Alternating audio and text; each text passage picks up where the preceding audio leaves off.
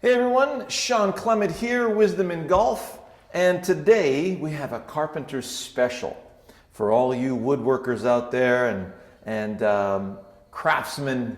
I've got a fantastic session for you where you're going to really see how wood planing is going to really improve the quality of your ball striking. Now, this is a grass cutting tool par excellence.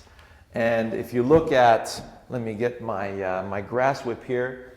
You go to the home hardware store, and they don't sell these on the shelves, of course, because you don't want any kids getting a hold of this and cutting out a few people's ankles.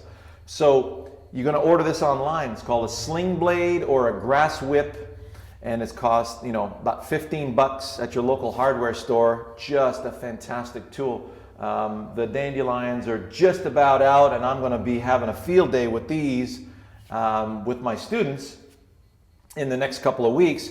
So we are looking for a nice cut along the surface of the ground to take out as many dandelions as possible. Well, you could also consider that the sole of the club is, this is your grass cutting tool. So imagine the sole of your club is a wood planer.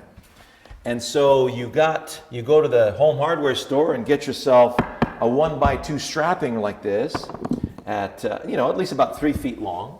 And you put your ball on top of that. And to give you a direction, now you already have your alignment aid.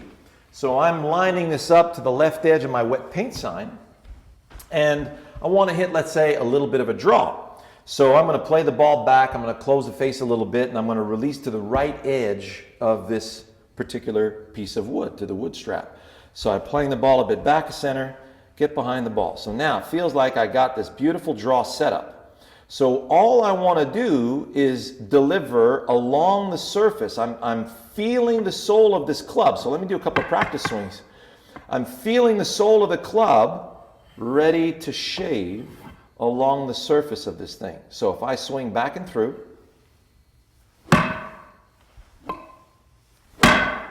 so I'm feeling a nice plane along the surface of this wonderful little piece of wood. So I see, my eyes are on the wood just between the leading edge of the club and the ball, and I'm feeling the sole of this club about to shave along the surface of it. So I'm along the surface.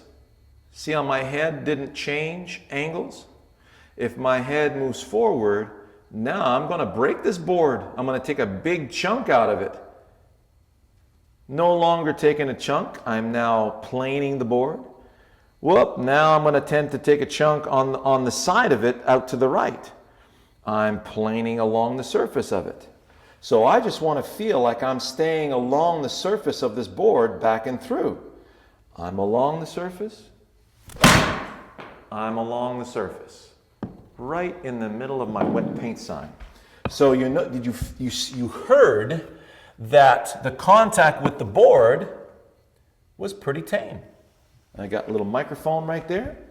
So I'm looking for along the board. Now, if I play the ball too far forward, yeah, I can go along the board. Now I'm going to top the ball on the way up.